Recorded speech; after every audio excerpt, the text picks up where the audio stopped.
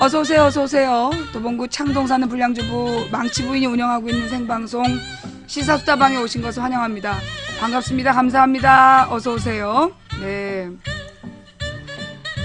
망치부인님 너무 이쁘시네요. 저랑 사귀실래요? 꺼져. 네. 망부님께서 눈물 흘리시는데 저도 울컥해서. 네. 어저께 어제 그 집회 현장에서 노래가 길 그 끝에 서선가라는 노래가 있었는데, 네, 그 노래가 너무너무 감동적이었어요. 저는 막 제가 맨날 얘기했던 거죠. 우리가 가는 길은 갈만한 길이라서 가는 게 아니라 가야 할 길이라서 간다, 그렇게 생각했는데, 예, 그 길에 그 노래가 길 끝에서 길이 보이지 않는다면 우리가 제대로 가고 있는 거다. 우리의 선배들이 길을 만들어 왔던 것처럼 우리가 지금 길을 만들어 가고 있는 거다. 너무 멋있는 노래였어. 예. 길 끝에서, 그 노래가 길 끝에 선 사람들이에요? 그 제목이 길 그 끝에 서서 어디서 검색하면 나와요? 예.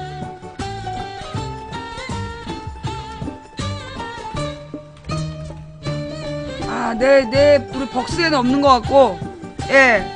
유튜브에서 검색하면 나옵니까?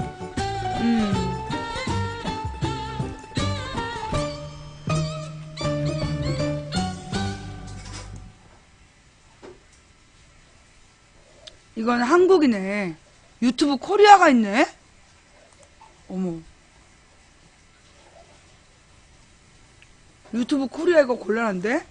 유튜브를 연결하면 유튜브 코리아로 연결되네. 그럼 이거 유튜브에 올라가는 영상들이 제재될 수 있다는 얘기 같은데? 응. 이모티콘은 강퇴야. 망치부인 사랑한다 그래도 강퇴야. 가만있어 보자. 길.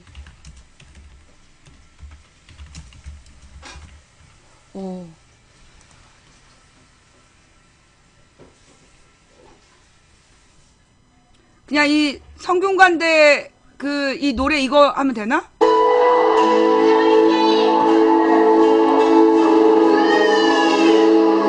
네, 유튜브라서 영상이라서 보여드릴 수가 없고요. 일단 노래만 들어주세요.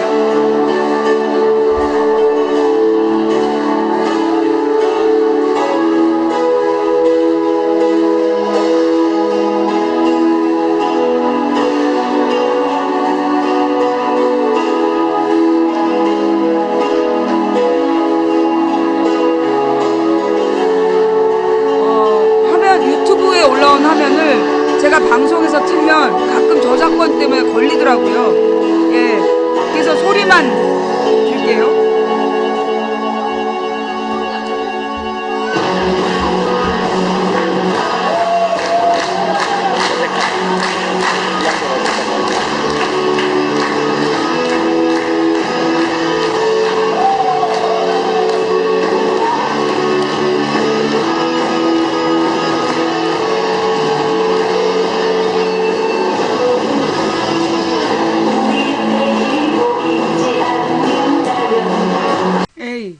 이건 음질이 너무 안 좋다.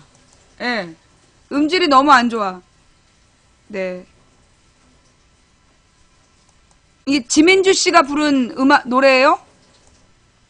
아, 역시 우리 참세상님. 너무 완벽해.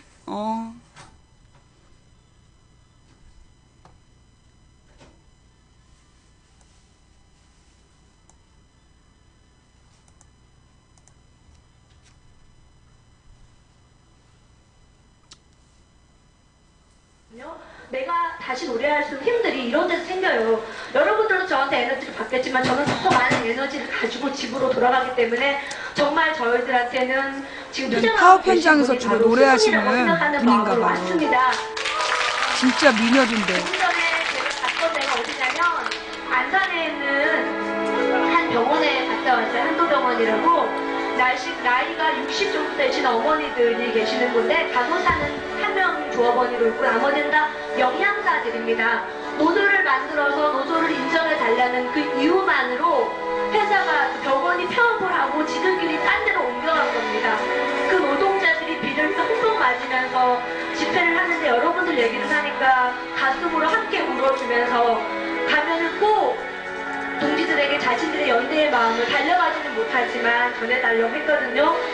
저는 그렇게 생각합니다. 노동자에게는 노동자의 피가 흐르기 때문에 함께 있지 않아도 같이 있는 거니까 힘내서 갔으면 좋겠어요. 나도 아직 사실 겁이 많이 났어. 짝꿍들 때문에. 그래도 같이 있으니까 여기에서 안 쓰라. 가라!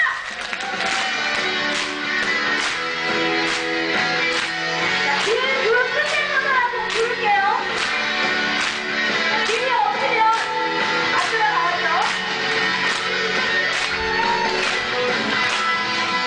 우리 앞에 길이 보이지 않는다면 그건 제대로 걸어온 거야. 그건 제대로 걸어온 거야. 언제나 길의 끝에 섰던 사람들이 언제나 길의 끝에 섰던 사람 우리가 온 길을 만들어 온 것처럼 만들어 온 것처럼 눈앞에 빛이 보이지 않는다면 눈앞에 빛이 보이지 않는다면 이제 우리의 시간이 온 거야. 이제 우리의 시간이 온 거야. 건너간 사람들의 빛을 따라온 것처럼 이제 우리가 들어오지 야 이제 끝이라고 이제 끝이라고 희망은 없다고 가질 수 없어 빛이 보이지 않는다고 한숨 쉬고 절망하지 마 절망하지 마 그만 우리가 길을 걸어오고 확인하는 거야 이제는 우리가 길을 만들 차례야 이제는 우리가 미치는 차례야 아, 그렇게 되잖아 하나였다 우리가 이제 진짜 우리의 시간이 온 거야 아.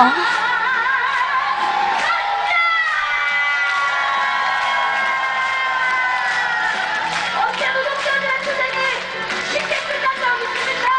없습니다. 여기까지 온 것도 우리의 끝만이 아닙니다. 지금까지 많이 싸워서 죽어간 열사들의 모습들 함께 노동자들이 함께 온 겁니다. 여러분들 끝까지 있어서 같이 갔으면 좋겠습니다. 아,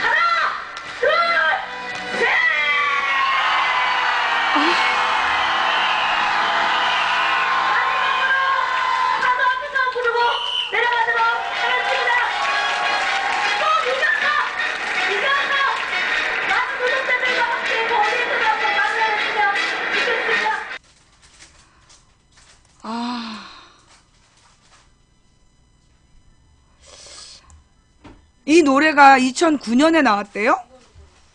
어? 혹시 이 노래만 따로 옛날에는 이 네이버에서 말이에요. 이런 걸 찾으면 나왔었어요. 예. 근데 요즘에는 네이버에서 그런 거 찾아도 잘 안 나와. 참 대단한 나라가 됐어. 이 네이버에 이런 걸 치면 그 노래가 나오는 그런 게 없어요. 영상 검색해보면 2009년도 영상이 있다. 어디요? 지금 네이버 통합 검색했는데 안 나와. 잠깐만.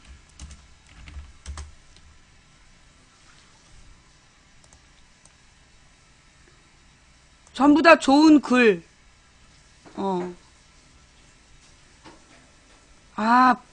이게 지금 블로그에 나온 거야, 2008년? 길 그 끝에 서서라고 치니까 이거예요, 이거? 좀 소리가 잘 나온 그런 거 없어? 구글? 아니, 그러니까 이게 지금 이제 현장에서 나오는 음악이잖아요.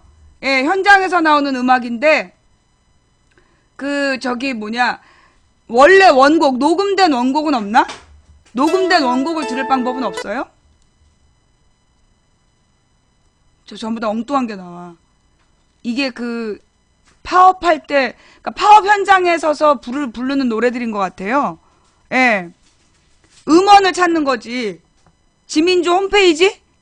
지민주란 사람의 홈페이지에 가면 이게 지민주 씨가 부른 노래예요? 지민주란 사람의 노래야?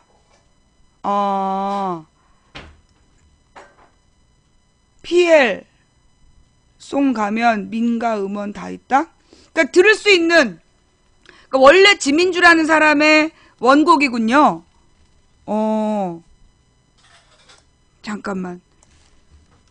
그러니까 주로 이런 분이, 그러니까 파업 현장에서만 노래를 부르시는 거잖아.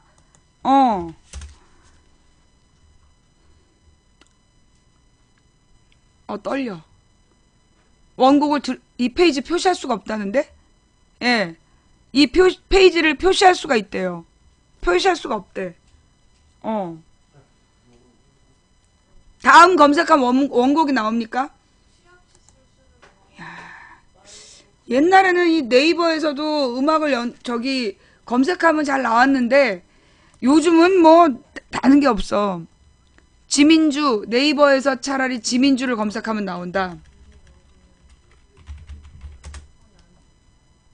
노동가수 지민주. 여기서 잠깐만. 그 지민주 1집이에요, 2집이에요? 야, 그러니까 이런 노래들을 여기 있다. 어떻게? 이게 나올까? 이게 듣기가 안 되는 것 같은데? 잠깐만.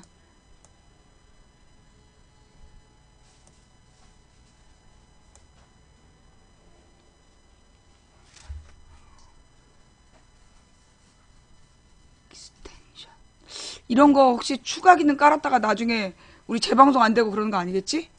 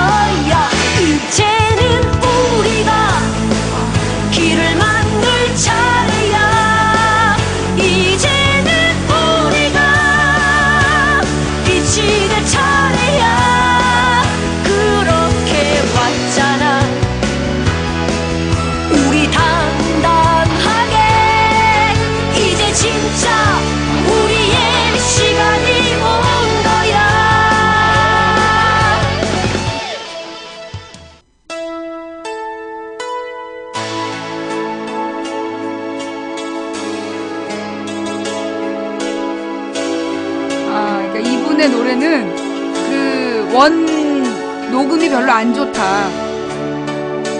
좀 전문적인 데서 녹음이 안 됐나봐. 목소리가 안 살고 반주가 너무 크네. 그죠? 그게 좀 아쉽다. 그래서 차라리 현장 음악이, 현장 영상이 더 멋있네.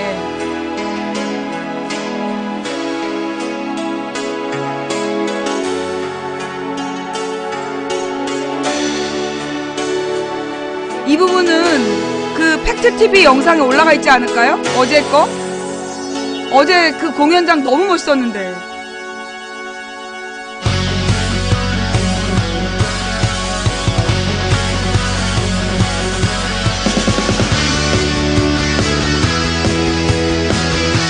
이 사람 노래는 현장에서 직접 들어야 돼. 아, 그렇다고 우리가 파업 현장마다 따라다닐 수도 없고 고민이네. 우리 앞에 길이 보이지 않는다면 그건 제대로 걸어온 거야. 언제나 길의 끝에 섰던 사람들이 우리가 온 길을 만들어 온 것처럼 눈앞에 빛이 보이지 않는다면 이제 우리의 시간이 온 거야. 먼저 간 사람들의 빛을 따라온 것처럼 이제 우리가 스스로 빛이 될 차례야. 이제 끝이라고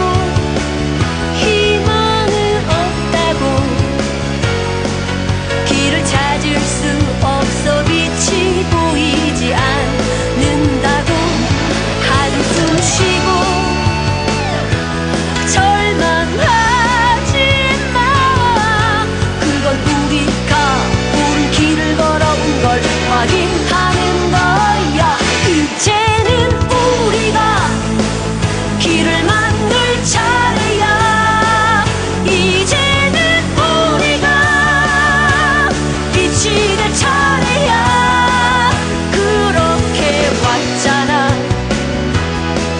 우리 당당하게 이제 진짜 우리의 시간이 온 거야.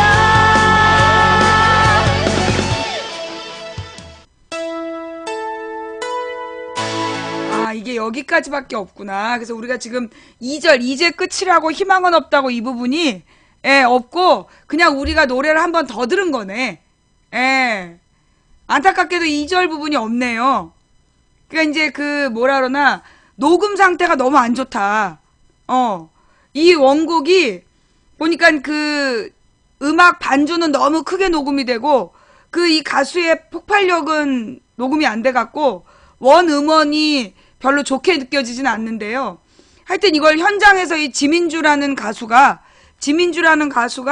이 노래를 이렇게 부르는데, 나 정말 너무 감동해가지고, 아니, 이게 보니까 그 박현욱이라는, 시인이겠죠? 이분이 이제 글을 쓰고, 그거를 이제 지민주라는 이 가수가 곡을 쓰고, 그래서 이거를 이제, 이건 밴드가 편곡을 잘못했네. 밴드가 편곡을 잘못했어. 근데 어쨌거나 이 가사 내용이 너무나 필요한, 우리에게 가슴에 진짜 울리는, 정말 절망하지 마. 그러니까 우리가 빛을 보고 따라왔는데 빛이 보이지 않는다면 이제 우리의 시간이 된 거야. 우리 앞에 빛이 됐던 사람들처럼, 우리가 이제 빛이 될 시간이야. 우리의 시간이야. 정말 우리의 시간이 온 거야. 너무너무 멋있는, 정말 이 노래 한 곡이 주는, 제가 진짜 이번 주에 이 산지를 내게 주소서라는 그 찬양을 들으면서 이 은혜를 많이 받았거든요. 근데 어저께 그 현장에서 지민주 씨가 부른 이 노래, 정말 그 현장에서 들린 그 와, 이거 록 가수 같아. 나 정말 너무너무 감동이 돼가지고 위로가 됐어, 위로가. 어떻게 노래가 이렇게 위로가 되는지, 노래가 위로가 되고 어떤 정말 그 응원이 되고 감동 정말 이 음악이 주는 감동이 이런 거구나. 내가 원래 노래를 잘 모르는데 그게 너무 감동이었고요. 예. 어저께 라이브 영상이 업로드가 안 됐어요. 너무 아깝다. 그 다음에 그 미술 선생님이 부른 안녕들 하십니까? 그 노래 소름 끼치던데? 그 노래는 어떻게 그 노래 안녕들 하십니까죠? 제목이 잘 모르겠는데 그럴 것 같아. 안녕들 하십니까?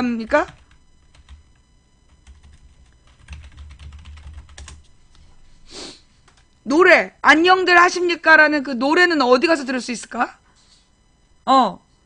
그 안녕들 하십니까라는 그 노래를 들을 수 있는 그 노래를 들을 수 있는 저기를 좀 알아봐 주세요. 그 노래 너무 이 말도 안 되는 이 현실에 그 이 양심이 찔리지 않느냐 이런 노래인데 예 정말 너무 감동적인 그 인천 그 미술 선생님이 부르신 그 안녕들 하십니까 그 노래를 좀 들을 수 있게 우리 사이트에 좀 올려줘 봐봐. 우리 방송국에 올려주시는 분 제가 평생 감사할 테니까 원래 그 노래 아니면 그 미술 선생님이 부르던 그 장면 미술 선생님이 직접 부르던 그 장면을 누가 찍어서 올린 게 있다면 그걸 우리 시청자 게시판에 좀 올려주세요. 네네네. 그러면 같이 그 음악을 좀 감상할 수 있을 것 같아요. 네. 지금 인생상담 올리고 있는 거는 누가 여기 채팅창에다 쓰라 그랬어. 인생상담은 텔레그램으로 쓰는 거지 어디다 대고 채팅창에다 쓰고 지랄이야. 강퇴. 예. 자, 후원해주신 모든 분들께 진심으로 감사드립니다. 네. 팬가입해주신 모든 분들께 감사드리고요. 네. 지민주 씨의 음악을 누가 이렇게 따라다니면서 찍어야 될 것 같아. 매번 그 현장에서 이게 섞여서 나오는 그 내용이 보통이 아니네. 너무 안타깝다. 이 사이트에서 보니까 이게 뭐라 그러나, 우리 정말 민중 가수들 가난해서 이래요. 예. 이 지민주 씨의 앨범을 좀 잘 만들어서 널리 전파시켜야 될 것 같아. 현장에서 막 이렇게 퍼져 나오는 소리가 너무 감동이었어. 함께 읽는 뉴스에 실황 방송 올렸어요? 실황 방송 누구 거? 어디서 그런 실황 방송을 찍었지? 네, 하여튼 감사합니다. 제가 나중에 끝나고 나서 그 실황 방송을 찾아서 볼게요. 예. 이 지민주 씨 정말 보배야, 보배. 우리 안치환 씨가 요즘에 굉장히 편찮으시잖아요. 예. 안치환 씨가 굉장히 편찮으신데, 그 안치환 씨의 뒤를 이어서 우리 지민주 씨가 정말 이 파워풀한, 와, 이 사람은 언제 2009년부터 활동했는데 우리가 몰랐던 거야. 내가 미친년이야. 내가 무능해서 그래. 이런 사람을 내가 일찍 알아보고, 정말 이렇게 관심 가졌어야 됐는데, 정말 안녕들 하십니까? 예. 안치환님이 암이에요. 네, 암이라서 지금 치료받고 있거든요. 그래서 굉장히 지난번에 집회 나오셨을 때, 말하는 목소리가 굉장히 힘이 없었잖아.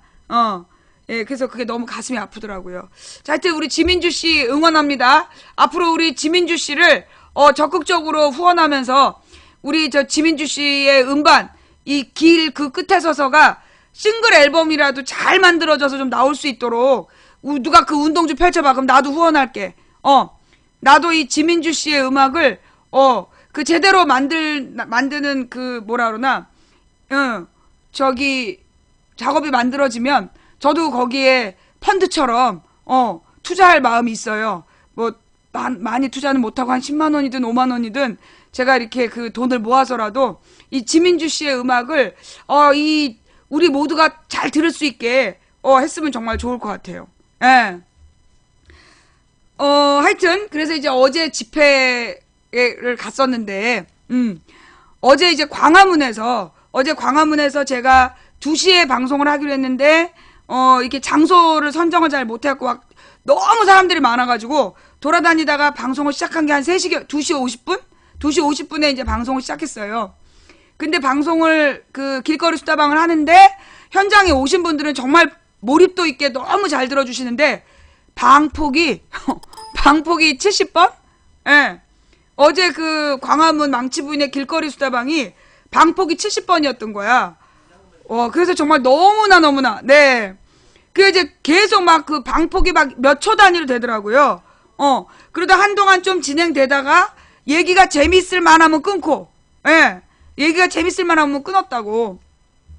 근데 이제 웬 건빵이 길게 이제 텔레그램을 보냈어. 자기가 원래 자기는 일배를 참 자기에게 일배적 성향이 있다라는 것을 스스로 발견하고 부끄럽게 생각했지만 늘 그 일배적 삶을 살려고 노력해온 친구인데 그러니까 아줌마 책임져라야 주제는 아줌마 책임져라. 자기가 이제 지난번에 전쟁 난다는 막 그 일이 있었잖아요. 그게 언제였지? 6월인가? 몇 월이었지? 8월인가? 8월인가 막 전쟁 난다고 난리 났을 때 그때 이제 내가 그 전쟁설의 배경을 막 정치, 경제, 역사적으로 쭉 설명을 했잖아요. 이 애가 자기가 그때 귀가 뚫렸다는 거야. 그게 이제 아마도 그 헬렌 켈러가 그 선생님의 그 선생님이 계속 물을 쏟아주면서 이게 물이야라고 손에다가 써줄 때 그게 뭔지 처음 깨닫던 순간 그 헬렌 켈러가 셜리반 선생의 이게 물이야라고 손에다가 수화를 써줄 때 그걸 깨닫는 그 순간이 아마도 이 일베 청년의 그 순간이 아니었을까 싶어. 얘가 그때 망치 부인의 목소리가 들리기 시작했다는 거야. 그전엔 다 개소리로 들렸는데 가끔 되게 엽기적인 먹방하고 이럴 때나 관심 있었는데 그 순간 이제 들리기 시작했다는 거야. 근데 이제 어저께 그 광화문 어제 그 광화문 강연을 들으면서 자기가 세자라는 걸 처음 알았다고. 자기가 이제 세자라는 거를 처음 알았다고. 예. 그런 거야. 그래가지고 이제 막 너무나 감동이었다. 자기는 진짜 한국이 부끄러운 나라였는데 그 강연을 들으면서 정말 재밌어서 자기도 오고 싶었다고. 무슨 얘기를 하는지 궁금해가지고 자꾸 방폭이 되니까 오고 싶었는데 멀어서 못 왔다 그러더라고요. 예. 이제 어제 그 강연 내용을 그래서 다시 진지하게 해라. 그게 주제야. 아줌마 책임져. 그러니까 얘는 이제 어저께 자기가 거기 못 들었으니까 방폭이 돼서 못 들었으니까 어제 했던 내용을 잘 정리해갖고 다시 해라. 그게 이제 요구사항이야. 그래서 이렇게 꼭 말은 짧아가지고 말이에요. 하여튼 어제 그 방송이 어제 그 광화문에 저도 어제 이제 한 50분에 걸쳐서 1시간이죠. 1시간에 걸쳐서 제가 왜 국정교과서에 뭐가 문제고 그리고 이 국정교과서 문제가 우리하고 무슨 관계인가. 저도 어저께 방송을 길거리에서 강연을 하면서 느낀 게 뭐였냐면 정말 이렇게 이건 내가 하는 게 아니다. 예, 이건 내가 하는 게 아니라는 느낌이 드는 거야. 내가 스스로 이제 내가 말을 하면서도 어머 어쩌면 이렇게 딱딱 맞아 떨어지니.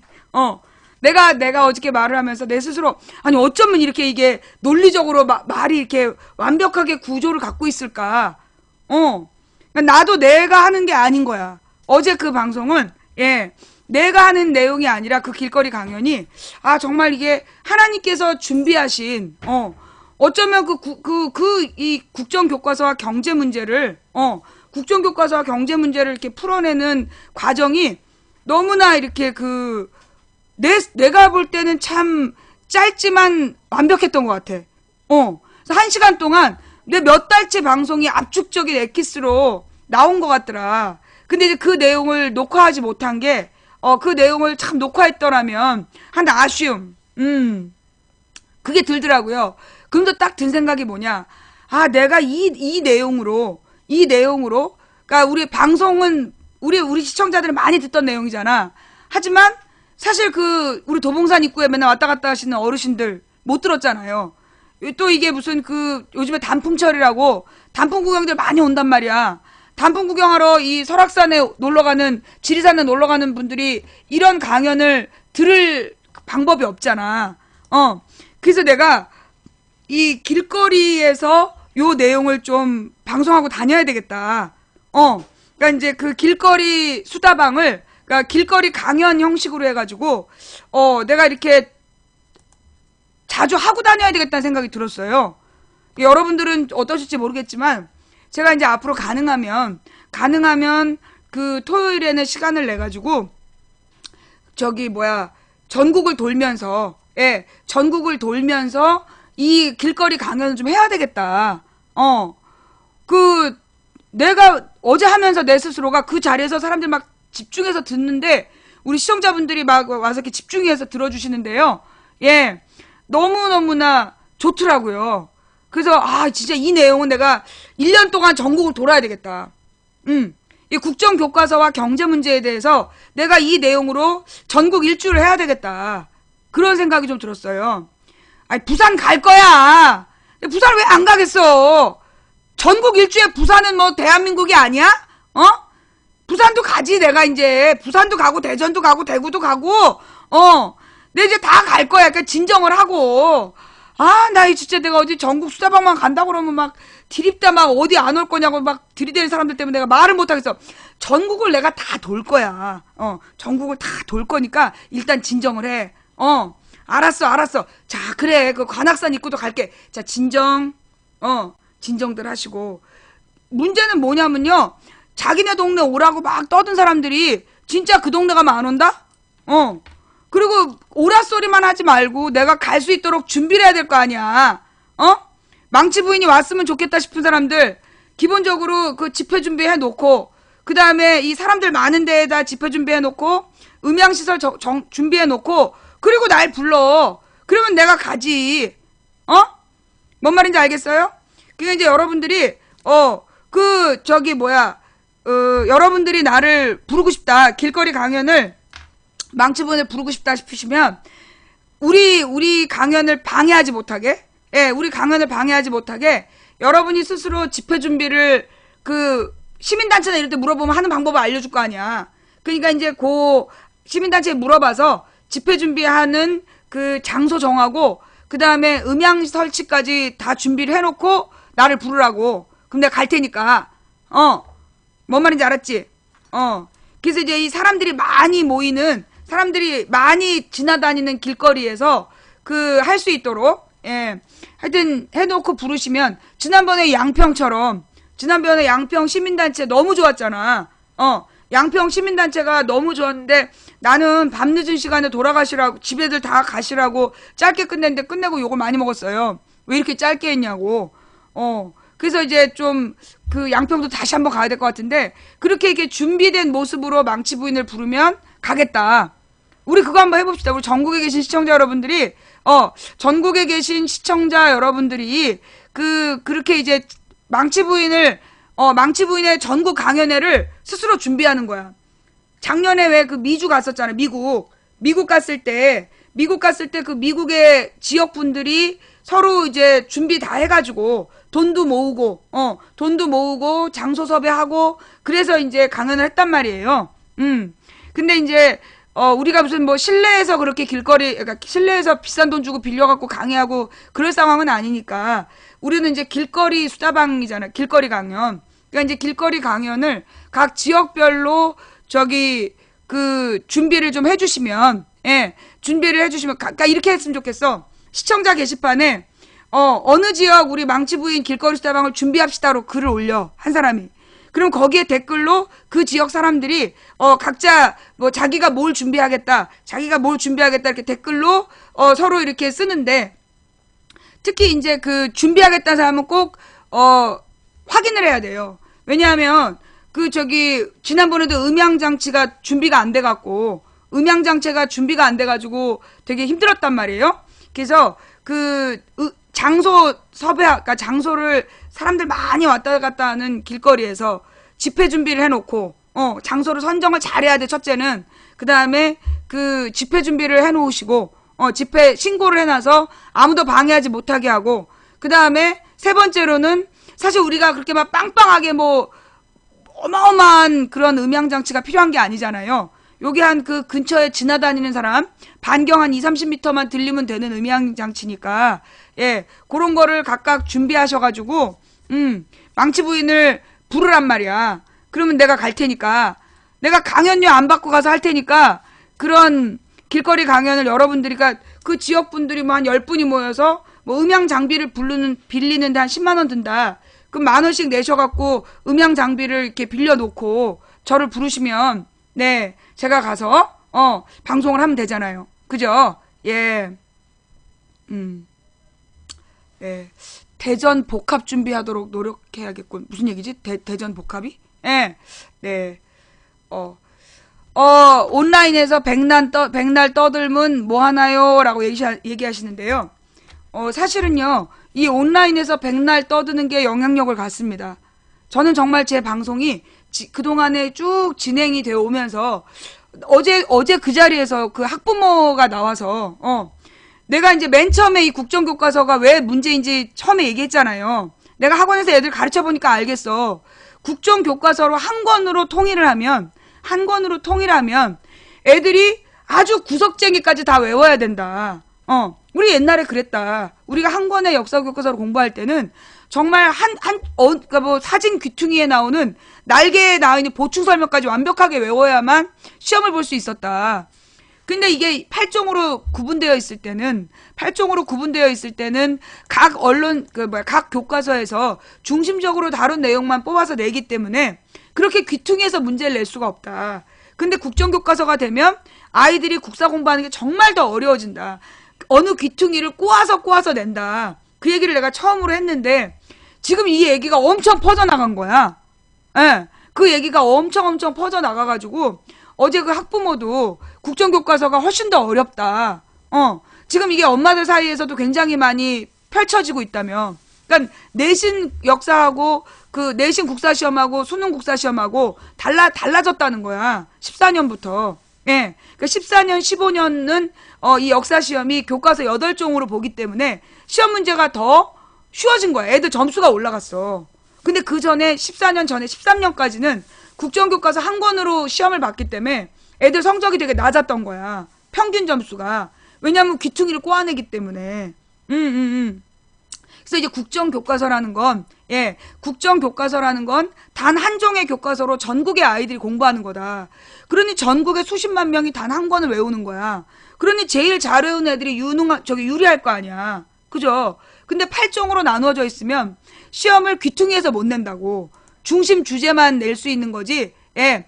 중심 주제만 내는 거지. 귀퉁이에서 시험 문제를 못 내게 돼요. 그래서 14년, 15년 시험은 아이들이 그러니까 14학번, 15학번 애들 시험 본 거는 점수가 10점 가까이 올라간 거야. 그게 그 역사 교과서를 검정 교과서로 했기 때문이다라는 거 널리 알려주셔야 돼요. 그다음에 이제 사실 많은 분들이 이 국정 교과서가 우리하고 무슨 관계냐? 우리는 애들 다 컸다. 애들 다 컸고 뭐 이제 그 역사 교과서가 문제가 있든 말든 난 상관없다. 그런 얘기를 많이 하고 계시는데 그래서 이제 어른들이 별 관심이 없었던 거야. 근데 사실 우리 자라나는 아이들이 제대로 된 역사 교육을 받지 않으면 제대로 된 인격을 갖추지 못하게 돼요. 제가 어제 그 얘기를 했잖아요. 우리가 역사라는 건 우리의 역사 수업이라는 건 그러니까 이제까지 우리나라 역사 교육이 잘못되어 있었어요. 이게 옛날에 그 경성제국대학에서 일제가 키운 사람들이 우리나라 국사편찬위원을 맨 처음에 맡으면서 국사시험을 연도 외우고 사람 이름 외우고 뭐 유물 외우고 이런 식으로 문제를 낸 거야. 그러니까 역사의 인과관계를 흐름을 파악하는 문제가 아니라 단편적 지식을 암기하는 그런 식의 교육을 했고 그런 식의 시험을 냈던 거예요. 그래서 역사를 사실 모든 국민이 배웠지만 아무것도 남는 게 없었던 거야. 암기 과목으로 가르쳤기 때문에. 근데 사실 우리가 역사라는 건 어제 건빵 청년도 역사가 미래를 공부하는 학문인 거 처음 알았대. 그러니까 맨날 듣는 애는 아니야, 확실히. 내가 몇 번을 얘기했는데 어제 처음 알았다고 막 깜짝 놀랐다고 말이 뻔했는데, 예. 우리가 역사를 공부하는 걸 우리는 과거에 있었던 사건을 암기하기 위해서 배우는 줄 알잖아. 그게 아니라고. 역사는 과거에 있었던 사건들의 원인과 결과를 추적을 해서 현재를 분석하는 거야. 아, 과거에 어떤 일들이 있었고 그 일들이 지금 이 현재의 결과로 나타났구나. 그러면 그 현재의 결과의 원인을 과거에서 찾아서 우리가 미래를 바꾸는 거야. 오늘. 우리가 말이에요. 사실 이 역사라는 학문은 타임머신 같은 거야. 타임머신. 우리가 그런 생각 많이 하잖아요. 내가 과거로 돌아가서 어느 사건을 바꾸고 싶은, 우리가 그런 생각들 많이 하잖아. 아, 정말 이 신라가 아니라 고구려가 통일했다면 뭐 이런 식의 과거를 바꾸고 싶어하는 그런 마음들이 있잖아요. 근데 그 타임머신이라는 게 상상 속의 타임머신이 아니야. 역사 학문이라는 게 바로 타임머신이에요. 타임머신을 타고 과거로 가서 과거의 사건들을 제대로 분석하는 거야. 제대로 어떤 일들이 있었는지 분명하게 파악을 해서 그 일의 결과가 현재구나를 깨닫는 거야. 그 다음에 미래를 바꾸는 거죠. 왜냐? 과거에 어땠기 때문에 지금 이런 일이 생겼어. 그러면 지금 나타나는 문제를 바꾸면 내 다음이 바뀐다는 거야. 뭔 말인지 알겠어요? 그래서 역사는 미래학이다. 과거를 암기한 학문이 아니라 미래학이다. 그걸 제가 어제 분명히 말씀을 드렸고 지금 계속 반복적으로 말씀을 드리잖아요. 근데 사실 그 이미 공부 다 끝났고 나는 할아버지 할머니다. 그리고 뭐 우리 자식들도 전부 다 공부 끝났으니까 뭐 역사 교과서고 나발이고 난 상관도 없다. 우리 손주가 대학 갔어? 뭐 이렇게 생각하시는 분들이 계시는데 사실 우리가 지금 100세 시대예요. 우리가 100세 시대라서 우리가 지금 내가 47세면 되게 오래 산 줄 알았어. 왜냐면 내가 어렸을 때는 뭐 65세, 70세가 평균 수명이었어요, 우리나라. 근데 지금은 평균 수명이 80세 이상 올라가고 있잖아요. 그러니까 우리가 죽을 때는 100세 이상이 될 거란 말이야. 그러면 이렇게 100살 이상 우리가 살게 되면 우리는 아주 오랜 시간을 살아야 돼. 그러면 그 오랜 시간 우리가 살 수 있는 돈이 모아져 있냐? 우린 돈을 모으고 있지 않아요. 자, 그렇다면 우리의 미래는 누가 결정하느냐? 국가에서 국민을 먹여 살려야 된단 말이야. 그럼 국가에서 국민을 먹여 살리려면 나라가 부강해야 되잖아. 유럽의 노인들은 연금이라는 걸 받아. 그래서 연금을 받아서 해외여행도 다니고, 먹고 사는데 걱정이 없잖아. 그 연금이라는 게 결국 국가에서 젊은 사람들한테 돈을 걷어서 그걸 잘 돈을 불려서 그걸로 노인들을 먹여 살리는 제도거든요. 연금이라는 게 그런 제도예요. 그러면 결국 우리가 100살 이상을 살게 되는데 그 긴 인생 동안 국가가 우리를 제대로 먹여 살려야 돼. 그럼 국가가 제대로 먹여 살리려면 나라가 제대로 돌아가야 되는 거예요. 그러니까 우리는 정치하고 우리의 삶이 아무 관계 없는 건 줄 알고 살아왔지만 사실 정치하고 경제는 굉장히 밀접해. 그래서 우리가 어린 시절에 저는 고등학교 때 교과서가요. 정치 경제였어요. 우리 고등학교 때 교과서가 정치 경제였어. 정치와 경제를 하나의 교과서에서 배웠던 거야. 왜냐하면 모든 경제활동은 정치하고 연관되어 있거든. 밀접하게 연관되어 있기 때문에 그래서 우리가 정치하고 경제가 한 몸이라고 배우는 거예요. 그러니까 우리 국민들이 그런단 말이야. 특히 50, 60대가 먹고 살기도 힘든데 정치 골치 아파. 다 그놈이야 라고 생각하잖아. 그래서 우리나라 먹고 사는 게 점점 어려워지는 거예요. 뭐요? 우리가 먹고 사는 것도 힘들다 하면서 정치에 무관심하기 때문에 그래서 점점 먹고 사는 게 어려워지는 거야. 결국 정치 권력이 존재하는 이유는 뭐냐면 국민을 먹여 살리기 위해서 정치 권력이 존재하는 거예요. 왕정이면 그냥 대를 이어서 지네가 왕이 대를 이어서 하는 거잖아. 그들이 무능해도 뭐라고 할 말이 없을 것 같잖아. 근데 우리는 민주공화국이라고. 민주주의 국가에서 우리가 대통령을 선거로 뽑고 국회의원을 선거로 뽑는 이유가 뭐냐? 우리를 먹여 살릴 사람들을 뽑는 거예요. 근데 우린 이제까지 정치인을 뽑을 때 먹여 살릴 사람들을 뽑지 않았잖아. 그죠? 우리 그거 잘 몰랐잖아요. 여러분 다 아셨어요? 우리가 투표하는 이유가 우리를 먹여 살릴 사람들을 뽑는 거라는 걸 몰랐던 거야. 그래서 우린 이제까지 아무나 막 뽑았던 거야. 그냥 고향 사람, 같은 학교 사람, 악수해본 사람, 잘생긴 사람, 말 잘하는 사람. 그렇게 막 뽑았던 거야. 그래서 지난 70년 민주주의가 왜곡돼 있었던 거죠. 우리가 70년 동안 민주주의 시대를 살았지만 진짜 민주주의를 경험해보지 못한 이유가 뭐냐. 대통령이 뭐 하는지 국회의원이 뭐 하는지 우리가 몰랐던 거야. 원래 국회의원이나 대통령 지방자치단체장이나 지방의원이 하는 일은 뭐냐면 국민을 먹여 살리는 일을 해야 되는 거예요. 잘 몰랐죠? 그죠? 자, 지금 처음 들었다 그런 얘기. 우리가 뽑는 대통령이나 국회의원이 국민을 먹여 살리는 일을 하는 사람인지 몰랐다, 손. 우리가 국회의원이나 대통령을 뽑고 있는데 그 국회의원이나 대통령이 국민을 먹여 살리는 일이 본업이라는 걸 몰랐다, 손. 이거 봐. 우리가 몰랐어. 예.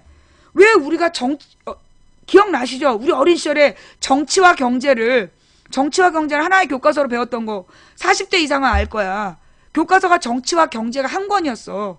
그러다가 이제 수능 시대가 되면서 정치 분리되고 경제가 분리된 거지 원래 한 권이었어요. 왜 한 권이냐? 경제 문제는 정치 권력과 연관되어 있기 때문에. 그래서 하나로 연관되어 있는 부분이기 때문에 한 권으로 배웠던 거예요. 그만큼 결국 대통령이 존재하는 이유, 국민이 존재하는 이유. 아니 우리 정부에 고용노동부가 왜 있겠어? 예, 우리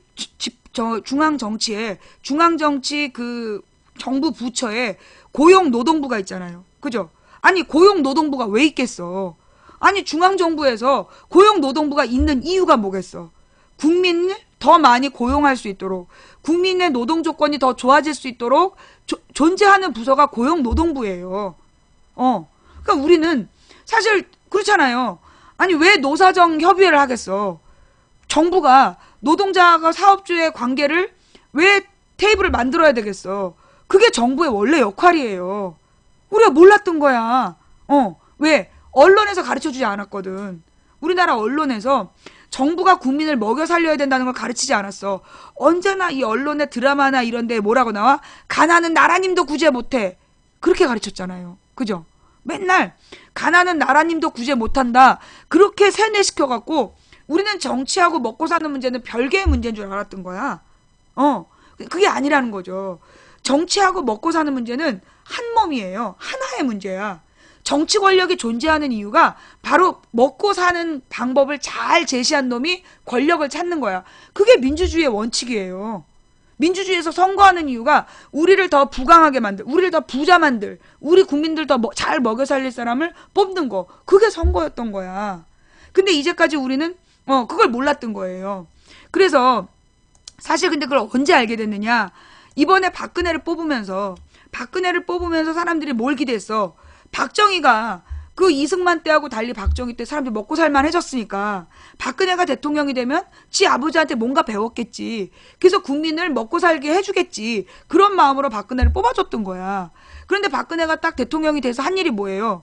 오로지 그 재벌들 먹여 살리는 일만 했잖아. 재벌이 더 부자가 되는. 이명박 박근혜가 재벌을 더 부자 살리는 것만 했단 말이야.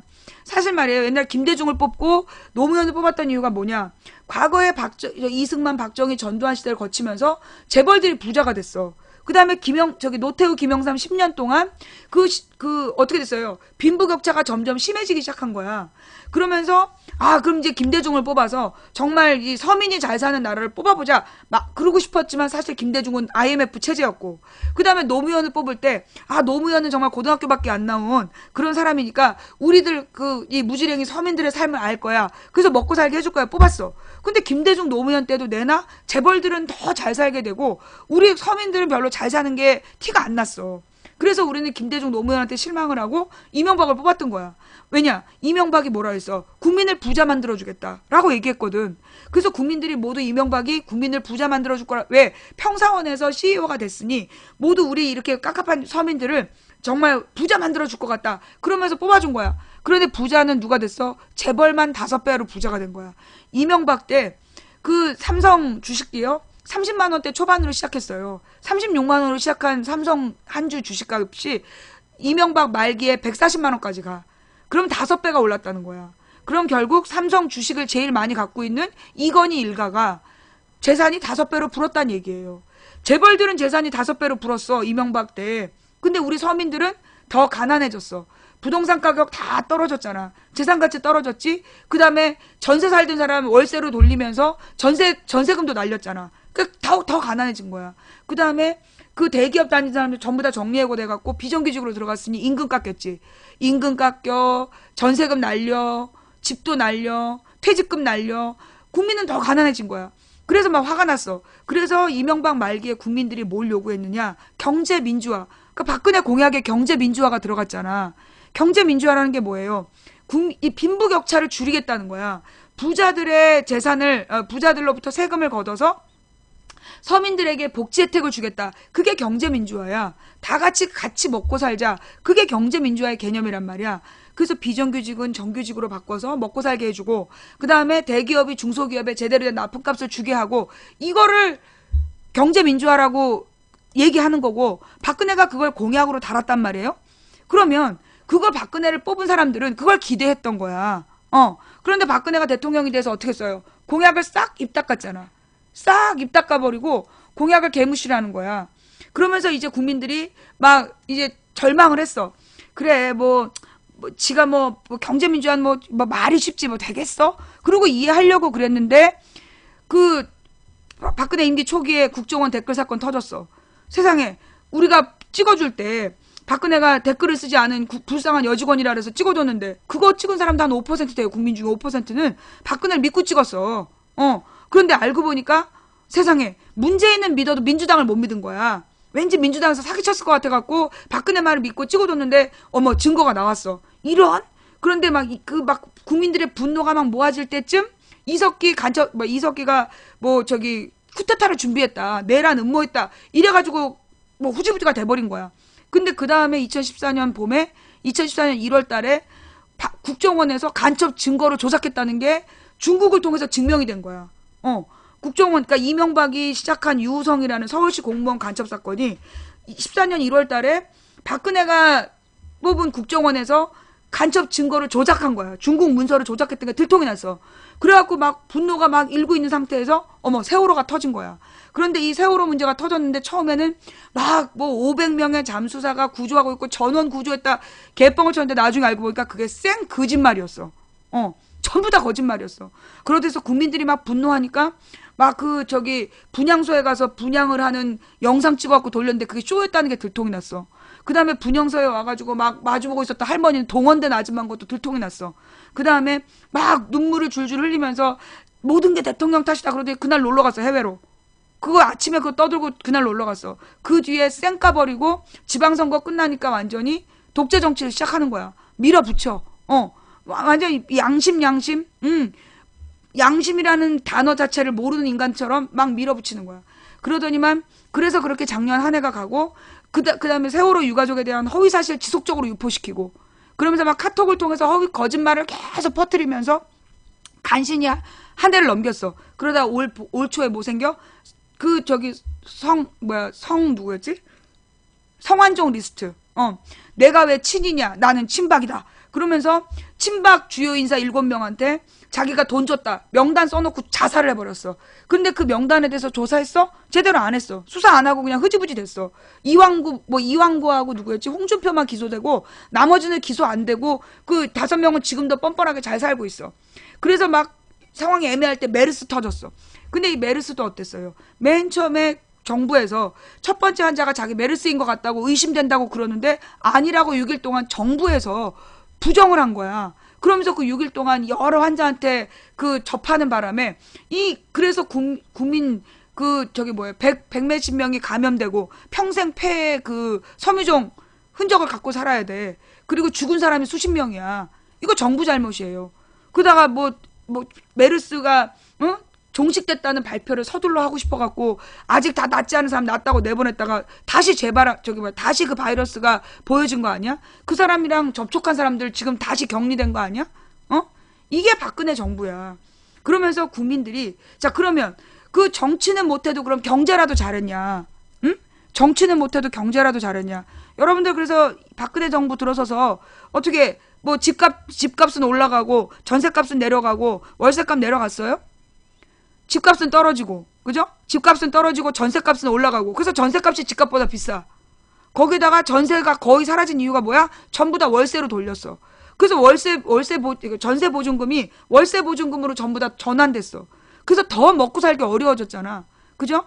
거기에다가 텔레비에 수십만 명이 취업이 됐다고 얘기를 하는데 우리 자식은 취업이 안 돼. 물론 가뭄에 콩나듯 취업된 사람들도 일부 있어. 극히 드물게 취업된 사람이 있어. 근데 걔네들이 얼마나 직장생활 오래 할지는 모르겠지만, 그러면서 뭐, 이건희가 뭐 25조 원인가 26조 원을 투자하기로 했다. 알고 보니까 24조 원을 베트남에다 투자한대. 여러분 생각해봐요. 박근혜 정부에서 이건희한테, 아니, 재벌들한테 투자하라고 그랬어. 투자가 무슨 얘기냐면 공장을 지으란 얘기야. 공장을 지어서 일자리를 만들으란 얘기야.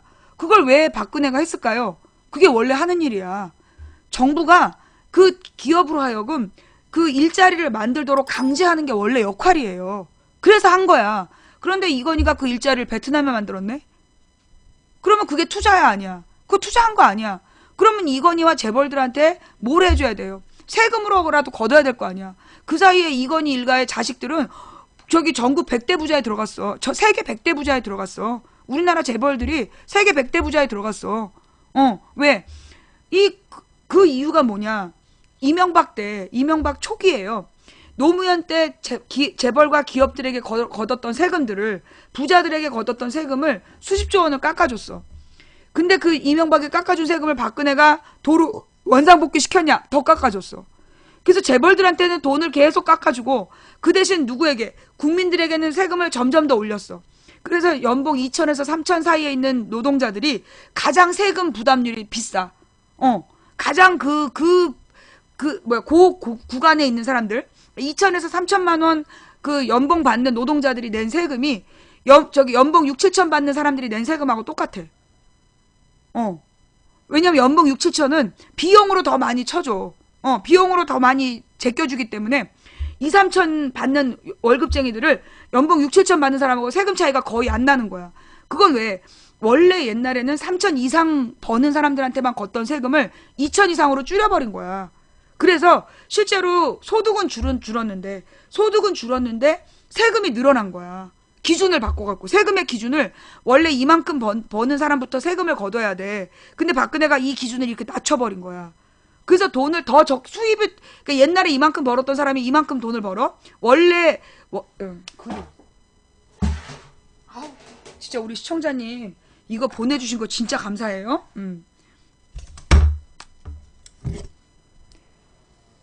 이명박 때는 이 기준으로 세금을 냈어. 이만큼 이상 버는 사람만 세금을 내라. 그랬어. 근데 그때는 그러니까 돈을 이만큼 벌던 사람들이 이거에 대해서 세금을 냈단 말이야. 그런데 박근혜가 들어서면서 어떻게 됐어요? 소득이 이만큼 줄어들었어. 그러면 우리는 이만큼을 벌지 않으니까 별표만큼 돈을 안 버니까 우린 세금이 줄어들게나 생각했어. 그런데 박근혜가 어떻게 했는 줄 알아? 세금의 기준을 낮춰버렸어. 이만큼으로. 이만큼으로 세금의 기준을 낮추는 바람에 실제로 소득이 이만큼 줄어든 사람이 이만큼에 대한 소득이라면서 세금을 내야 되게 된 거예요. 이거 2014년에 기준이 바뀐 거야. 2013년에 기준 바꿔서 14년부터 적용했어. 알아보세요. 기가 막히죠? 그랬지. 거기에다가 담배요금 올렸잖아. 담배요금을 올렸는데 이 담배요금이 온전히 세금만 올라간 거야. 예. 이 세금이 한갑에 2,000원이 올라갔어. 원래도 한 2,000원이 세금이었는데 2,000원 세금을 올린 거야. 근데 이 담배 피는 사람들이 끊기가 어려워요. 왜냐? 이 담배에는요, 중독성이 강한 성분이 있어요. 그러니까 이게 담배가 대마초보다 중독성이 강해. 그거 알죠? 대마초는 차라리 중간에 사람들이 안 펴도 된대. 중독성은 없대, 대마초가. 그런데 담배는 중독성이 있는 거야. 안 피면 금단 현상이 일어나.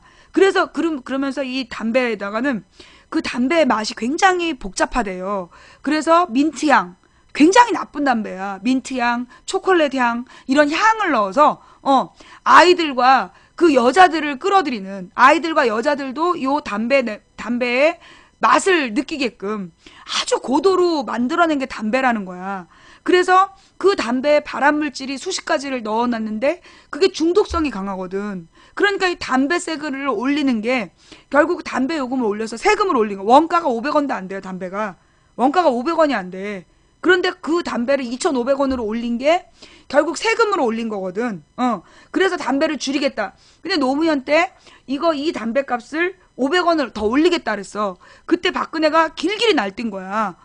세금 500원을 올려서 원하는 게 뭐냐. 이게 결국은 국민들한테 세금을 더 뜯는 거 아니냐면서 박근혜가 막 반대를 해갖고 노무현 때는 500원을 못 올렸어요. 근데 박근혜 정부에서 2,000원을 딱 올린 거야. 그러면서 그런데 그 담배를 처음에 다 끊으려고 그랬죠. 너무 비싸니까. 하루에 2,000원이 더 들어가. 그러면 하루에 사람이 한 갑을 담배를 폈다.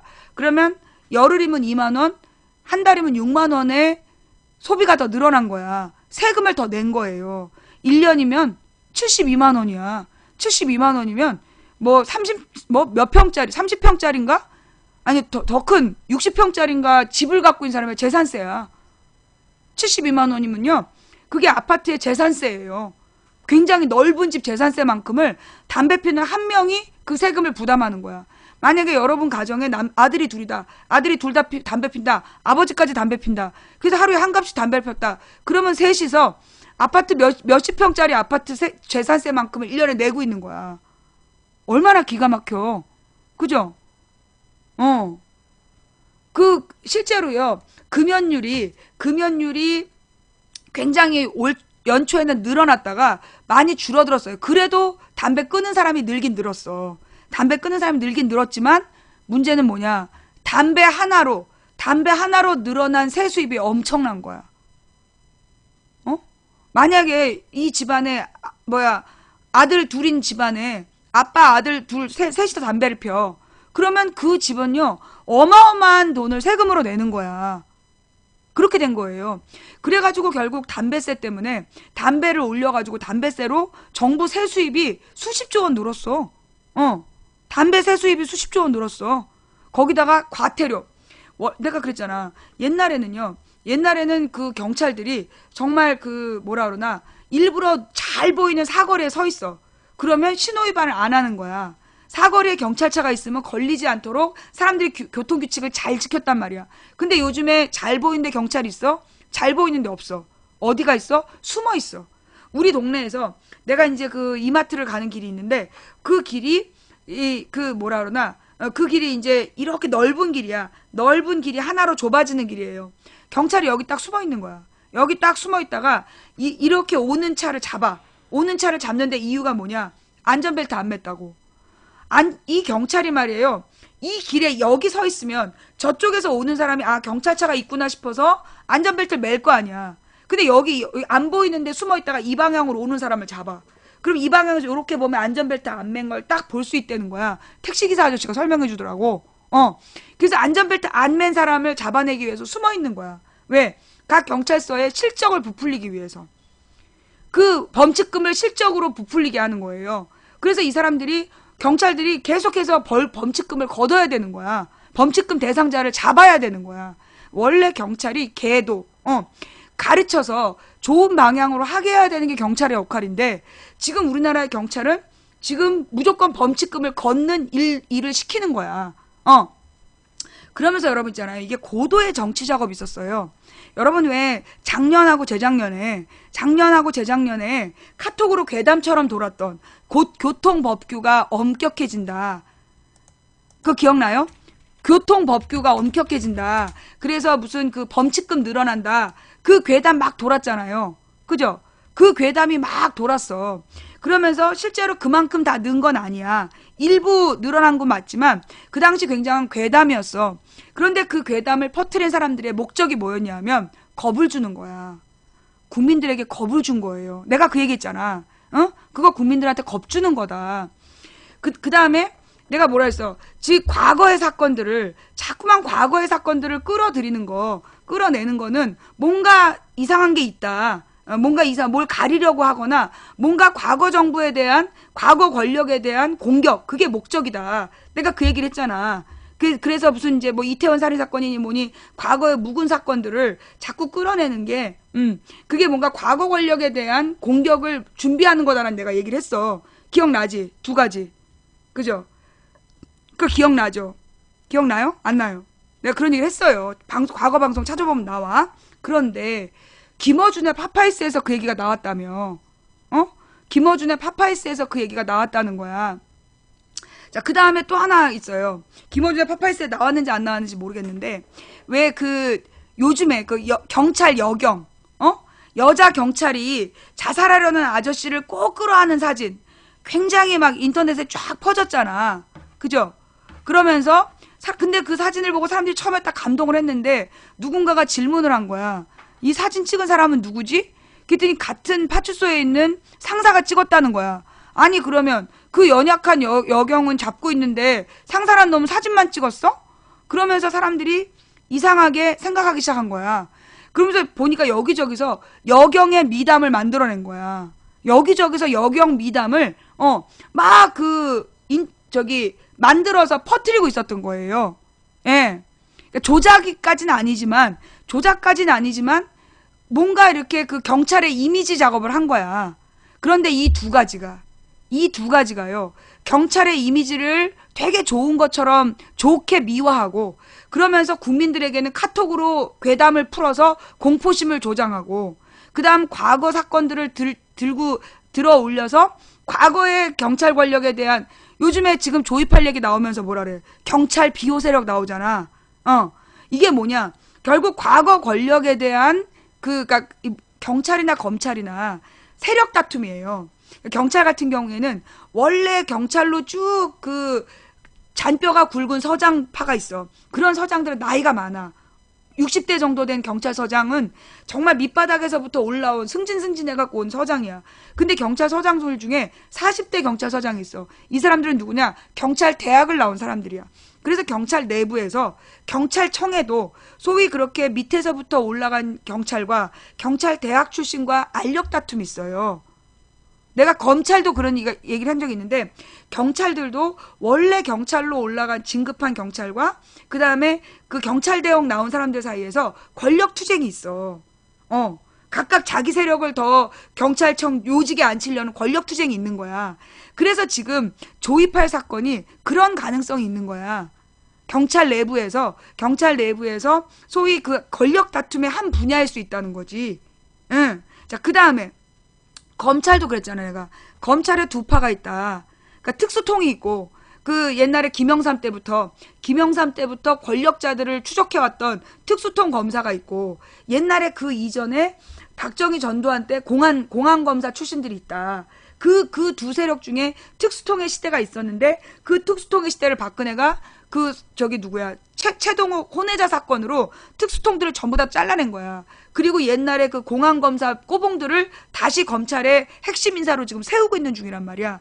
그래서 검찰도 특수통과 공안통의 권력투쟁, 그 다음에 경찰도 밑에서부터 자란 사람과 경찰대 출신의 권력투쟁, 이게 있는 중이야. 근데 그걸 갖다가 그 김어준의 파파이스에서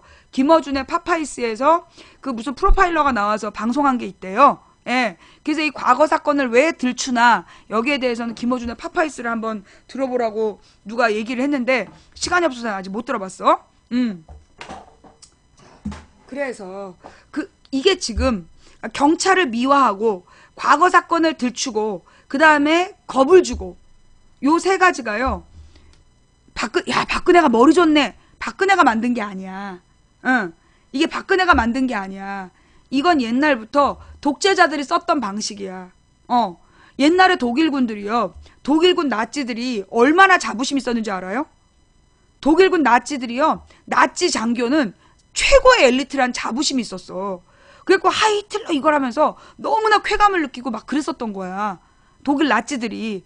그 다음에 일본 놈은 똑같은 방법으로 뭘 했어요. 일본 순사에 대한 공포. 옛날에 교사들이 순사처럼 긴 칼 차고 애들을 가르쳤다니까?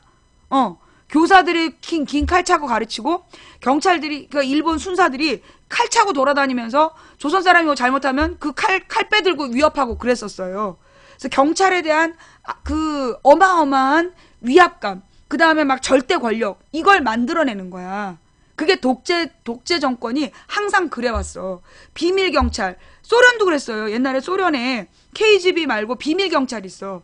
그 비밀경찰이 그 소련의 내부에서 민주주의자들을 색출해서 잡아내는 그런 일을 했다고. 얼마나 무서운 존재였는지 몰라.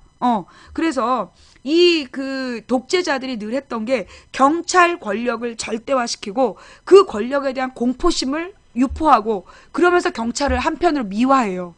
가장 경찰을 미화하는 게 누구냐? 미국이야. 그래서 전 세계에서 수사 드라마가 제일 많은 나라가 어디? 미국이에요. 전 세계에서 그 경찰에 대한 미화. 봐봐, 우리 어렸을 때 스타스키와 허치 뭐 이런 드라마, 그 다음에 뭐 고속도로 순찰대 이런 드라마, 지금도 마찬가지야. 뭐 무슨 캐슬, 뭐 CSI, 그 다음에 뭐 기타 등등 전부 경찰이 주인공이야. 그죠? 그래서 경찰을 영웅으로 그리고 그 뭐라 하나 그 클로저 미국 드라마 봐봐. 지금 미국 유명한 드라마 중에 그 경찰 드라마 아닌 게 별로 없어. 물론 일부 법정 드라마가 있죠. 일부 법정 드라마는 대부분 돈 많은 변호사가 이기는 거야. 그 다음에 또 저기 그 밖에는 괴담이잖아. 드라큘라 좀비. 미국 정말 걱정돼요. 그 애들이 뭘 느끼고 자라겠어. 하여튼 그래서 이게 뭐 하는 거냐 하면 결국은 이제 이 경찰의 절대 권력을 막 그 홍보하는 거야. 요즘에 우리나라 드라마에도 경찰이 주인공인 드라마들이 늘어나고 있더라. 나쁜 놈을 잡는 경찰 드라마가 굉장히 늘어나고 있더라. 미세스 캅? 한 번도 안 봤어? 이 그 경찰이 나쁜 놈을 잡는 드라마들이 굉장히 많이 늘어나고 있어요. 옛날에 비해서. 물론, 자, 그럼 우리는 전통적인 드라마 뭘 알고 있죠? 수사반장. 수사반장 언제 유행했지? 수사반장 언제 유행했어? 박정희 전두환 때 유행한 거 아니야. 박정희 전두환 때 수사반장 113 수사본부. 기억나죠? 그게 민주화되면서 수사 드라마가 인기를 끌지 못했어. 인기를 끌지 못했어. 그리고 도리어 전원일기.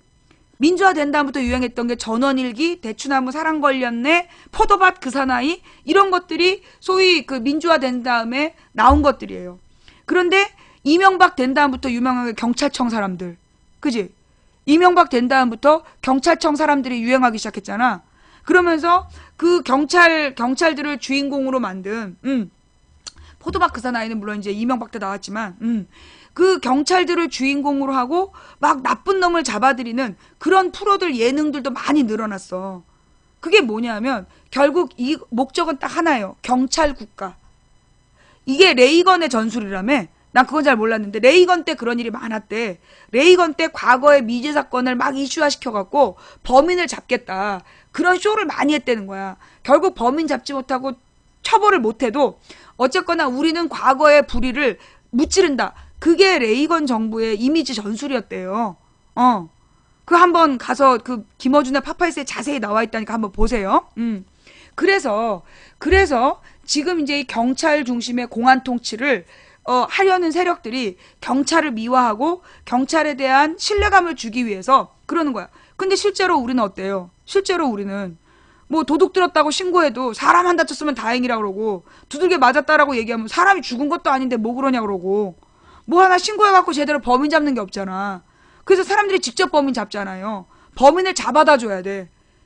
내 아는 사람도 너무 어떤 사람이 명예훼손을 조직적으로 한 거야. 아주 오랫동안 10달 동안 명예훼손하는 이상한 짓거리를 했어. 근데 경찰이 못 잡는다 그런 거야. 그래서 범인을 직접 잡았어. 직접 잡아서 검찰에 데려다 줬다니까? 직접 범인을 알아내서 알려줘야만 잡는 거야. 얼마나 어이가 없어. 실제로 그러면서 우리나라에서 경찰이 지금 하고 있는 일은 뭐야? 경찰이 범죄 현장엔 없어. 범죄 현장에 나타나갖고 뭐 사건 해결할 때는 안 보여. 어디 있어? 시위대 앞에는 반드시 경찰이 나와. 그잖아요? 시위대 잡으러 다니는 건 경찰이 열심히 하는데 실제로 생활범죄 잡으러 다니는 놈들은 드물어. 그리고 맨 생활범죄는 미제 사건이야. 아니 뺑소니 운전자 하나 못 잡아가지고 얼마나 쇼를 했어. 거기다 애들이 벽돌 던진 거 그거 하나 발견을 못했고 열흘 동안 온 나라가 들고 일어나갖고 뭐 캣맘을 죽였네 살렸네 쌩 난리가 나고 그랬잖아요. 그죠? 예. 그래서 이 시위는 단체잖아. 시위는 단체에서 하기 때문에 시위하는 게 단체적으로 하기 때문에 경찰이 와서 잡는 게 맞다 이런 얘기야. 너는 민주주의가 뭔지 모르는구나. 너 학교 어디 나왔어 임마? 너네 중학교 사회선생 그런 거 안 가르쳐줘? 대한민국은 민주공화국이고 민주공화국 헌법에서는 국민의 집회, 시위, 결사의 자유를 보장하고 있어. 시위는 단체잖아. 왜 집회 시위에 관한 법률이 있겠어? 집회 시위를 보장하기 위한 법이야. 너 학교 선생님 누군데 너 사회 빵점이었지? 예. 그래서 이 시위대보다 더 많은 경찰, 그리고 막 서명운동하는데 경찰이 에워싸갖고 서명 못하게 하고 이런 짓거리를 하고 있는 거야. 이게 지금 경찰국 이런 말이 전문 용어예요. 이것도 사회적인 용어야. 경찰국가.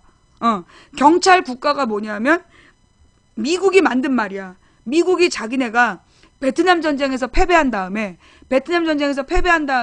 국민 여론이 굉장히 안 좋았단 말이야. 그러니까 그 국민 여론이 안 좋을 때, 그때가 70년대 중반부터 소위 그런 경찰 콜럼보가 유행했어.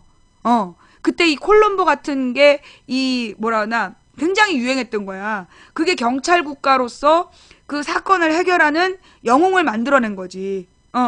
그게 이제 그 미국에서 되게 유행했던 그런 영화들. 예, 그리고 지금도 무슨 그 많잖아요. 무슨 SUV 시리즈. 이런 것들도 보면 막 옛날 막 공중전화로 막 저기 연락하고 이런 장면들 나와. 휴대폰이 생기기 전 영화야. 하여튼 그래서 굉장히 오래된 미국은 경찰 드라마가 굉장히 많았어. 그게 뭐냐면 그걸 보면서 국민들이 어떻게 되는 거야? 세뇌당하는 거야. 그 밖에 미드를 분석해 보면은요. 어떤 장면들이 나오느냐. 남자들은 무조건 그 슈퍼볼을 봐야 돼. 슈퍼볼이라나? 그 무슨 미식축구 시즌에는 미친듯이 미식축구를 봐야 되고, NBA 시즌에는 NBA를 봐야 되고, 프로 스포츠가 제일 발달한 게 미국이야. 그 모든 프로 스포츠들을 테레비를 남자들이 뒷마당에 따로 테레비를 갖다 놓고 냉장고에다 맥주를 가득 채워놓은 다음에 한 보따리 그 팝콘을 튀겨갖고 그거 보는 거. 그걸 당연한 아빠의 모습으로 그리고 있는 거야. 슈퍼볼. 그게 뭐냐. 국민들로 하여금 어떤 의식을 갖지 못하도록, 비판적인 생각을 못하도록 묶어놓는 거야. 그래서 이 미국의 프로스포츠는 돌아가면서 하잖아요. 1년 내내 프로스포츠가 있어. 한겨울에는 하키 하잖아. 그래서 메이저리그, NBA, 슈퍼볼, 하키 시즌까지 해갖고 그 해마다, 그러니까 겨울 내내, 1년 내내 프로스포츠가 있어. 그래서 막 그 프로스포츠 시즌에 미쳐 돌아가는 거야. 국정감사 기간에 가을 야구를 하는 이유가 뭐겠어요? 이 국정감사 기간에 프로야구를 하는 이유가 뭐겠어? 전두환이 왜 프로야구를 만들었겠어? 결국은 정치에 대한 관심을 국민들이 잊게 하려는 목적이야. 여러분, 프리미어 리그라는 영국의 그 유명한 프로축구 리그, 그거 누가 만들었다 그랬어? 그게 재벌들이 만들었다니까. 영국의 노동자들이 노동조합의 가입률이 45%가 넘어가니까 45%인가 56%인가 됐어. 그러니까 재벌들이 모여갖고 프리미어 리그를 만들었어. 그래서 그 프리미어 리그를 만들어갖고 모든 노동자들이 그 프로축구를 구경할 수 있도록 휴일을 주는 거야. 자기네 기업 대표가 축구할 때는 일찍 끝내주고 가서 경기 보라고. 사람들, 노동자들은 아무것도 모르고 가서 경기를 봤지. 알고 보니까 그게 뭐야? 그러면서 프리미어 리그가 만들어진 다음에 노조 가입률이 중단됐다는 거예요. 기가 막히죠. 그 노동자들의 불만, 노동자들의 분노를 그 축구장에 가서 풀으라고 그런 거야. 그래서 영국의 프리미어 리그의 가장 골치 아픈 문제가 뭐야? 훌리건.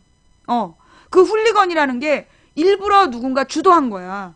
그래서 막 그 노동자들이 막 분노한 마음을 축구장에서 난동을 피워서 풀게끔 하는 거야.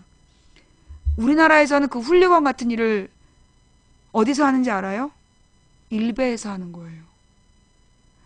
처음에 일베가 만들어지고 일베가 성장할 때 이제 그 소위 DC 인사이드하고 일베가 그 역할을 담당하는 거야. 사회 비판적인, 자, 우리 잘 생각해 봅시다. DC 인사이드가 언제부터 컸냐고. DC 인사이드가 언제부터 그렇게 커서 막 애들이 모여서 이상한 짓을 하기 시작했느냐. 노무현 정부 말기부터야.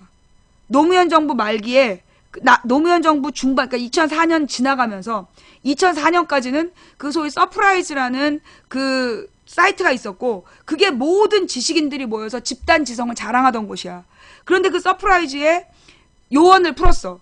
그래갖고 계속 섹스 비디오를 파는 사이트를 도배질을 하는 거야. 그래서 그 사이트가 죽어요. 사람들 다 떠났어. 그리고 처음에 그 서프라이즈를 죽이는 과정을 내가 봤어. 원래 서프라이즈라는 데가 논객이 되게 유명했어요. 그래가지고 그 논객들이 글을 쓰면 한 번 글을 쓰면 막 순식간에 막 몇만 명이 가서 그 글을 보고 그랬단 말이야. 막 추천이 막 수천 개가 올라가고 그랬던 사이트야.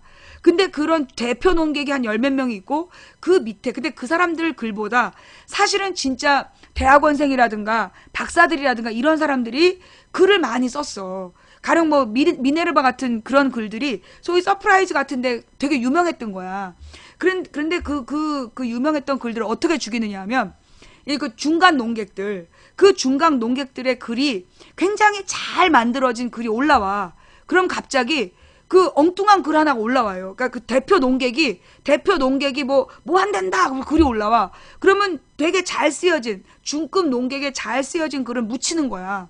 대표 농객이 한마디 했다고 거기 뭐 대표 농객이 오늘은 라면을 무슨 라면을 먹을까? 그럼 삼양라면 무슨 라면 이러면서 댓글을 달아.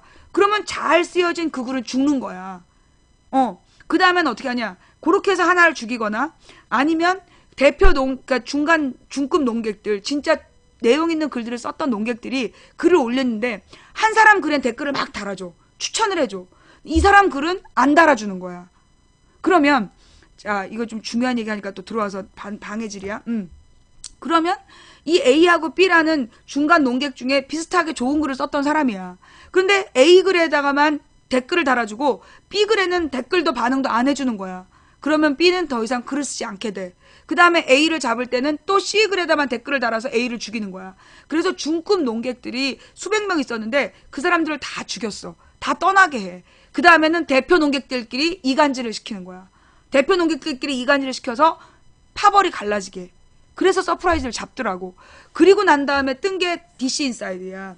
그 전에는 그냥 프로그래머들이 자기네들끼리 프로그램 주고받고 이런 데로 많이 썼었던 거예요. 그런데 이 서프라이즈가 무너진 다음에 소위 그 DC 인사이드에 사람들이 모인 거야. 그러면서 거기서 막 악플을 달기 시작을 했어. 악플러를 일부러 키웠어.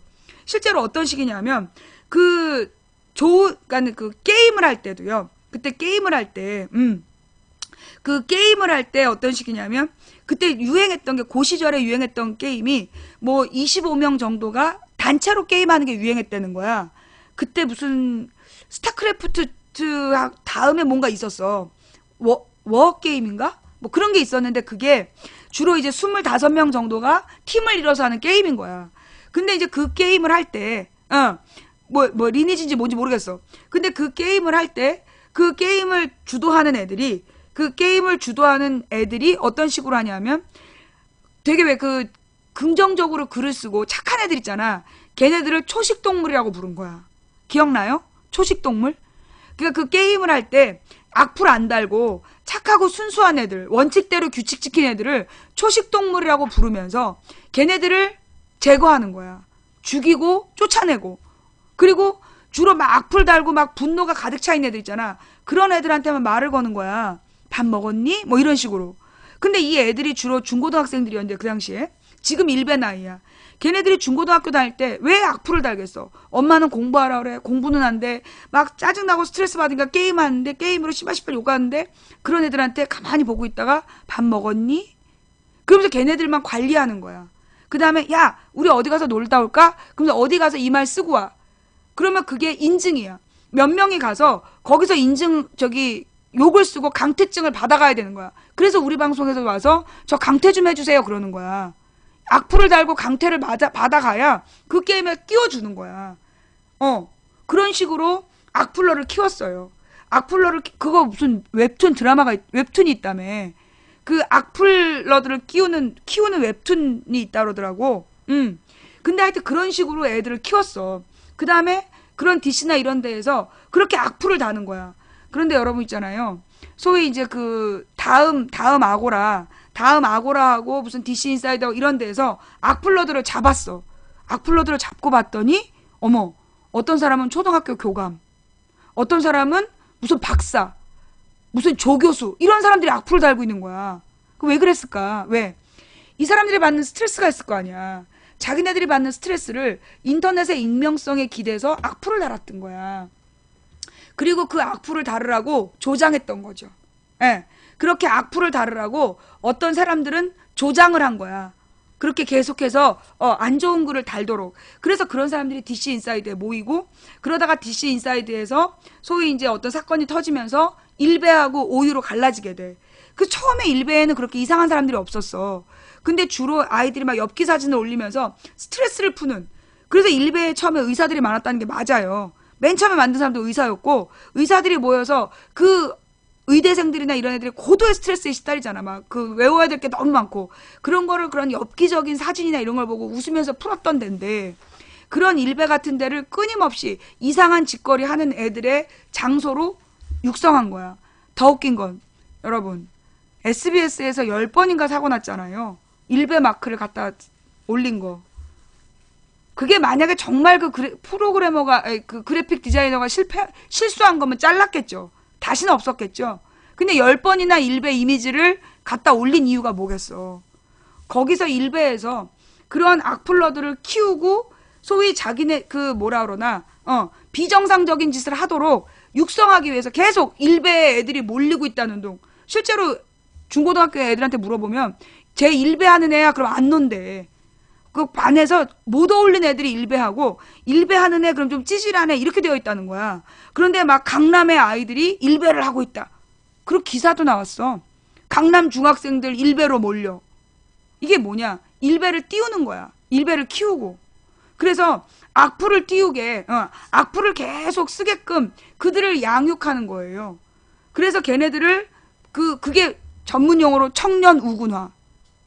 청년 우군화. 그래서 소위 그 걔네들이 박근혜를 지지하고 이명박을 지지하고, 그래서 세월호 유가족들 금식하고 있는데 그 앞에 와서 폭식투쟁하고, 그런 짓거리를 어디서 했어? 일베에서 했잖아. 무엇보다 국정원 직원들이 일베에서 활동하고 그 일베 내용을 퍼돌리고, 그거 증거가 다 나왔잖아요. 국정원이 일베를 키운 거야.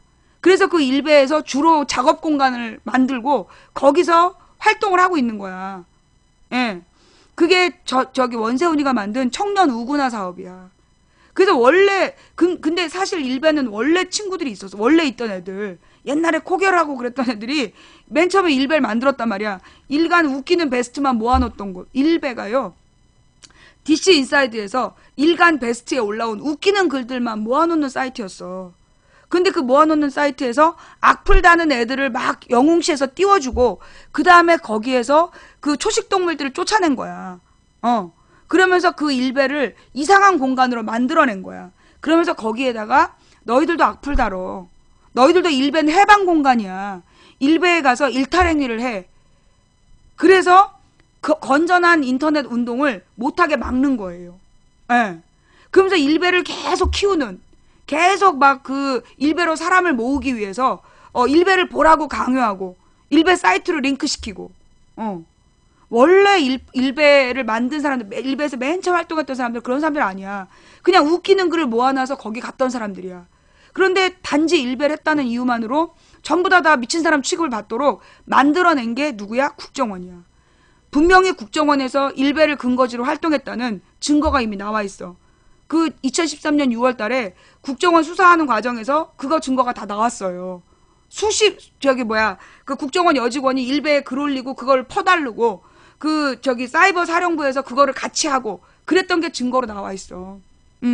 그러면서 우리 국민들의 눈과 귀를 아주 안 좋은 쪽으로. 그러면서 이 일베에서 요즘엔 가장 요즘은 모르겠는데, 일베에서 나온 그 보조 활동이 뭐야? 헬조선. 조선에 희망이 없다. 한국은 어글리 코리아다. 이제 한국에 희망은 없다. 외국으로 뜨자. 이건 고도의 허무주의예요. 절망감을 유포시키는 거야. 이제 일베에서 헬조선으로 옮겨가서 이제 더 이상 한국에 희망은 없다. 한국에 희망이 없으니까 잊어버리고, 그러니까 그냥 포기해라. 근데 사실 해외로 갈 수 있냐고. 지금 헬조선에서 활동한다는 20, 30대 학생들이, 청년들이 해외로 갈 수 있냐고. 그래서 해외로 가는 게 기케야 호주의 워킹 홀리데이야. 근데 이제 호주의 워킹 홀리데이도 지금 굉장히 많은 문제가 드러났잖아요. 예. 어떤 문제가 드러났어? 호주의 워킹 홀리데이에서 보니까 한국 사람이 애들을 모아가지고 그 임금을 떼어먹고, 원래 호주가 1인당 시급이 제일 높은 나라야. 15,000원인가를 받아. 16,000원인가 맞는데 그 중에서 막 5,000원 정도를 띄는 거야. 한국 사람이 한국 브로커가 워킹홀리데이를 사람들을 모아갖고, 애들을 모아갖고 그 임금을 띄어먹는 거야. 그 얘기 뉴스에 나왔던 거 알아요? 예. 그래서 워킹홀리데이를 통해서 애들이 이제 막 20, 30대 애들이 해외로 가서 일하면서 돈 벌 수 있다. 그러면서 막 소문을 내갖고 워킹홀리데이로 갔는데 거기서 임금을 착취당하고 그리고 다른 데로 못 가게 하는 거야. 여권을 뺏어가지고 그만두고 싶어도 그만두지 못하게 하는 거야. 그러면서 완전 노예 노동처럼 그거 신문에 났었어요. 예. 아니, 헬조선도 일베 애들이 만든 거야. 나중에 따로 다 아류야 아류. 뭐 일베 용어가 아니긴 뭐 일베 용어가 아니야. 그러면서 결국은 뭐냐, 그 국민들로 하여금 절망감을 유포시키기 위해서 헬조선을 만들어진 거고, 그걸 언론에서요 개나 소나 다 써. 이 헬조선을 개나 소나 다 써. 지금 헬조선 사이트가 따로 있다며. 그 개나 소나 무슨 기자들, 특히 젊은 기자들, 헬조선이라는 말을 젊은 기자들이 많이 써요. 그런 짓 하지 말라고. 그거 일종의 뭐냐, 어제 그 어떤 그 건빵 친구가 그 긴 글 중에 이런 부분이 나와. 우리 한국은 언제나 학교 때 배웠던 역사는 한국은 다른 나라를 침략해 본 적이 없다라는 부분을 굉장히 나약했던 나라, 되게 어리버리한 나라, 그리고 독립운동도 안 하고 미국의 일본이 패망했기 때문에 독립된 나라로 배웠다는 거야. 근데 망치부인 방송을 들으면서 그게 아니구나, 정말로 독립군들이 독립운동을 했구나라는 걸 배웠다. 근데 실제로 우리 역사책에요, 옛날에 한국 독립운동사가 없었어요. 독립운동 조직에 대해서 자세한 기술이 없었어, 국사책에. 한국 근현대사 역사책이 나오면서 자세한 독립운동사가 나오게 된 거야. 독립운동 조직, 김원봉 이런 거 우리 어렸을 때 모르고 자랐어. 그게 뭐냐 하면, 옛날에 국사책에서는요, 한국 독립운동사를 안 가르쳤다니까. 그래서 김구 선생님이 대한독립군을 만들고 대한독립군이 UN 연합군이었다는 걸 우리 몰랐어. 우리 때는 안 배웠던 내용이야. 그게 교과서 바뀌어서 한국 근현대사 분리된 다음에 가르치기 시작한 내용이에요. 그전에는 우리가 다 몰랐던 애. 김원봉 사회주의자 아니야. 북한으로 월북을 했지만 사회주의자가 아니었어. 민족주의자였는데 북한으로 월북을 하게 된 거야, 김원봉이.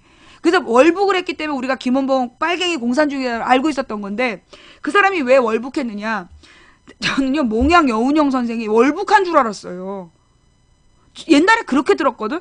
몽양 여운형 선생이 남한에서 그러니까 건국준비위원회라는 걸 만들어서 전국적으로 활동을 하다가 이승만 정부에서 권력투쟁에서 밀려나서 북한에 갔다가 거기서 그 숙청당했다. 난 그렇게 알고 있었어. 알고 보니까 여운형 선생님이 돌아가신 방법, 해화동에서 총 맞아 죽었어. 김구 선생님처럼. 여러분 그거 알고 계셨어요?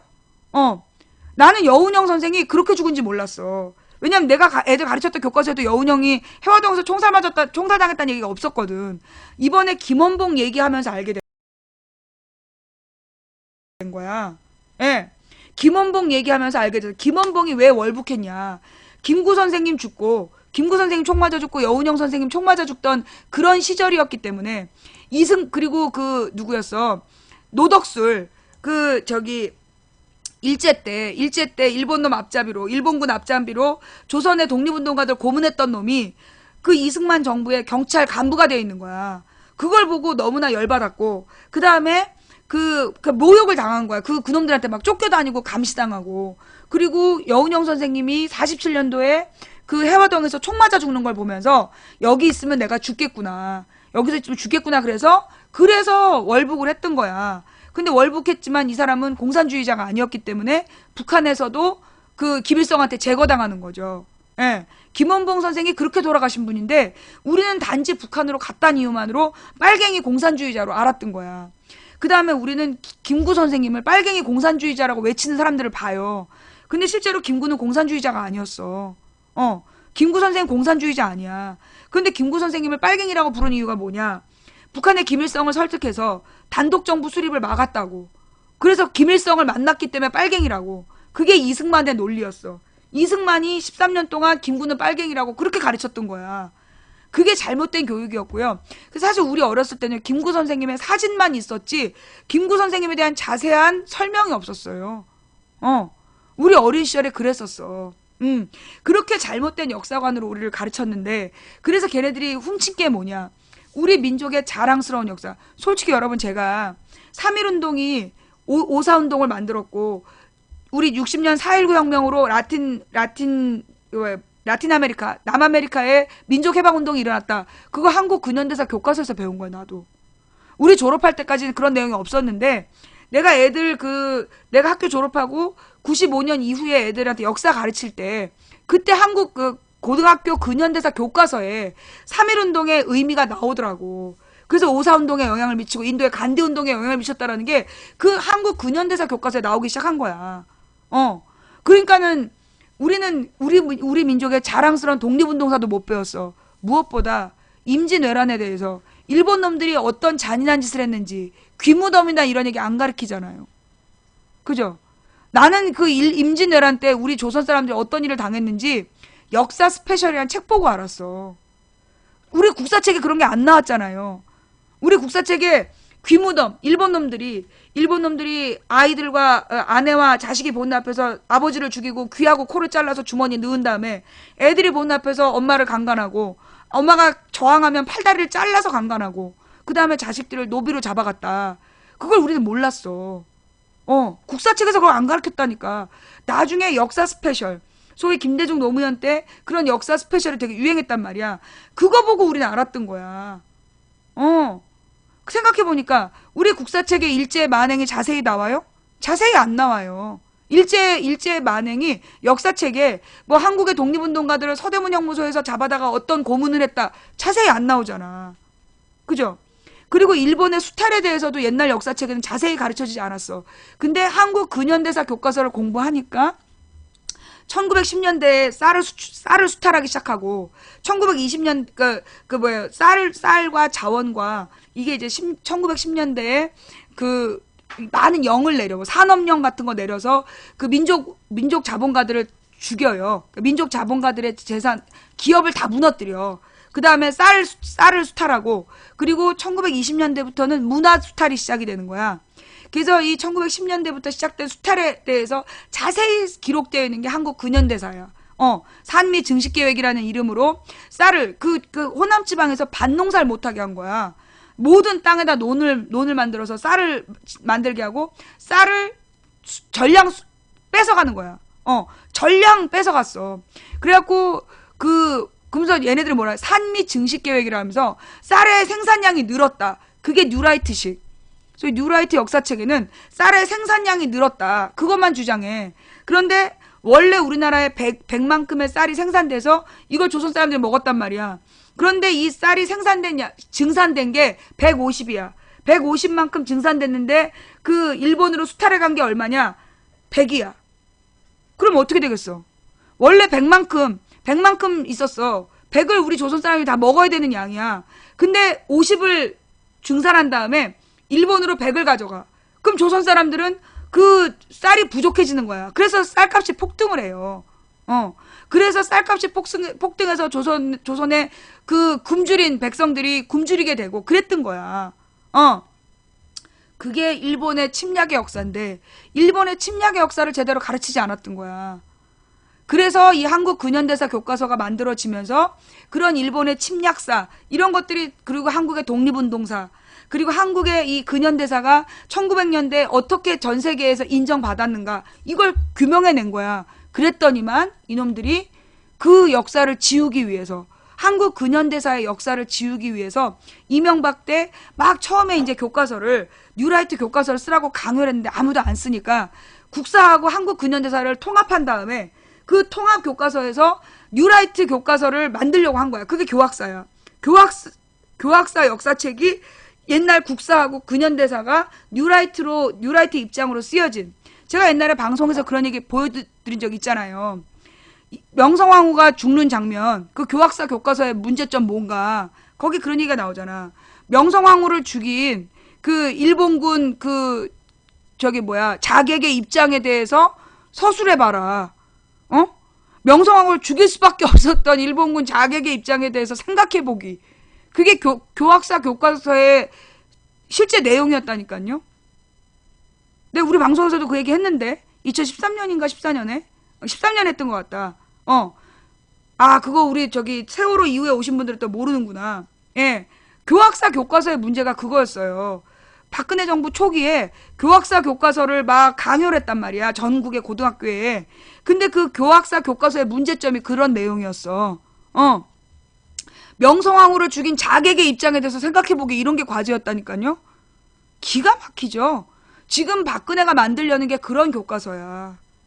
자랑스러운 조선의 역사를 정말 당파 싸움 때문에 망해 마땅한, 우리 어렸을 때 그렇게 배웠어요. 조선의 당파 싸움. 저 어렸을 때 국사에 조선의 당파 싸움을 배웠다니까. 당파 싸움으로 망했다고. 우리는 국사를 그렇게 배웠어. 나중에 알고 보니까 그게 개소리였던 거야. 김대중 노무현 때 나온 역사책을 보니까, 김영삼 때 바뀐 역사책을 보니까 그게 거짓말이었어. 당파 싸움 때문에 망한 게 아니라 노론 벽파 일당 독재 때문에 망했던 건데, 그걸 당파 싸움 때문에 망한 거다. 그리고 붕당 정치라는 건 우리는 붕당 정치라고 안 배웠어요. 당파 싸움이라고 배웠어. 근데 김영삼 때 바뀐 국사책에 보니까 붕당 정치라고 나오는 거야. 그러면 생각해봐. 1400년대, 1500년대 이미 우리나라는 정당이 있었다는 얘기야. 붕당 정치라는 게. 응? 그런데 그렇게 굉장히 세계적, 미국도 없고 프랑스도 없었던 붕당 정치를 우리는 한다라고. 그만큼 거기다 붕당 정치라는 게 어떤 거예요? 정책을 놓고 왕 앞에서 토론을 해가지고 이 논쟁에서 이긴 정책이 채택되는 게, 그게 붕당 정치였어. 그거 얼마나 대단한 정치 방식이었냐고. 그런데 그걸 우리는 당파 싸움 이렇게 배웠다니까. 나쁜 거라고. 나라를 망하게 한 나쁜 거라고 배웠는데, 실제로는 조선이 망한 이유는 붕당의 균형이 깨져서, 이 임진왜란을 거치면서 붕당의 균형이 깨져. 임진왜란 병자호란을 거치면서. 그러면서 특정 정당이 그 권력을 독점하게 돼. 그래서 서인이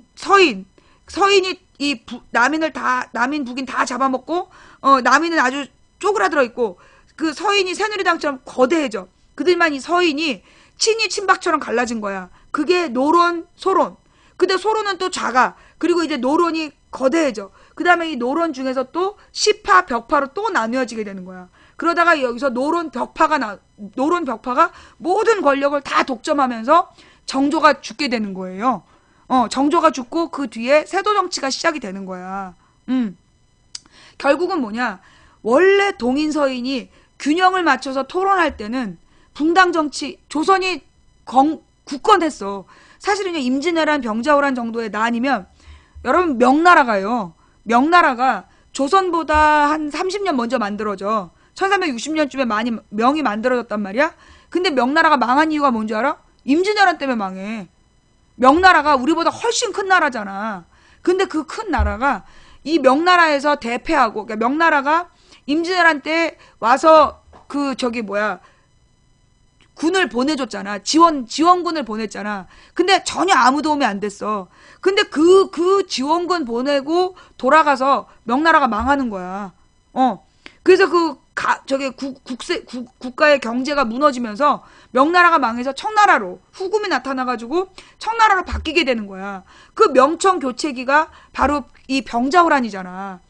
그러면, 아니, 조선에서 전쟁이 났는데 그 전쟁으로 명나라가 망했다니까?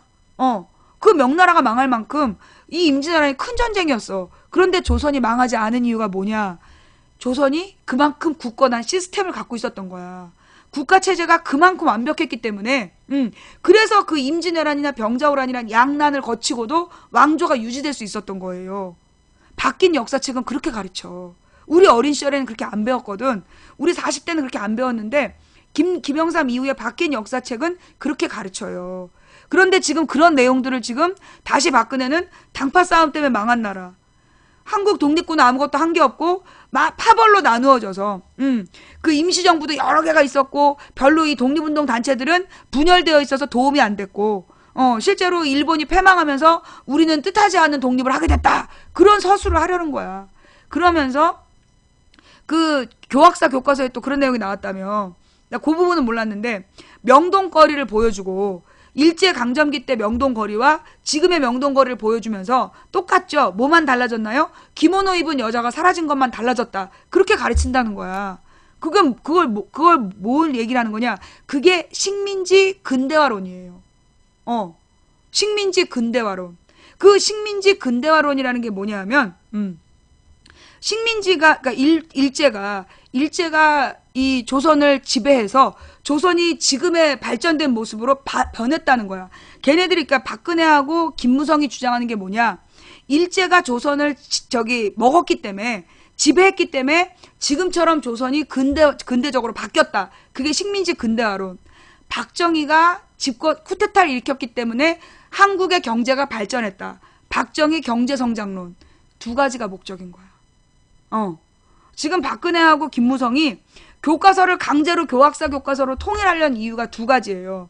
일제가 조선을 침략해서 조선을 지배해서 조선이 근대적으로 발전했다라는 주장 하나. 그 다음에 박정희가 경제를 성장시켰다. 군사 쿠데타를 일으킬 수밖에 없었던 그런 상황이 있었다. 어쩔 수 없이 군사 쿠데타를 일으켰고 그 대신 경제를 발전시켰다. 그래서 오늘 우리 대한민국의 발전된 모습은 박정희 덕분이다. 이 결론을 가르치기 위해서 지금 역사 교과서를 바꾸려는 거야. 근데 이 두 가지 내용은요. 뭐가 문제냐. 지금 우리나라의 이 역사 우리나라의 새누리당 일본에 가면 다 일본말 한대잖아. 한국말로 외교를 안 하고 우리나라 새누리당이 일본 가면 일본말을 다 하는 거야. 그리고 그걸 당연하게 생각해서 김종필 때도 박정희 때부터 일본하고는 외교적으로 한 번도 일본 사람들하고 외교적으로 한국말을 쓴 적이 없대요. 항상 일본말로 했지. 그게 얘네들의 기본 생각, 기본 마인드야.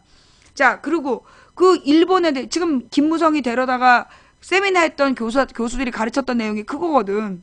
김구가 테러 활동을 했다. 테러라는 표현은 누구의 입장에서 보면 테러야.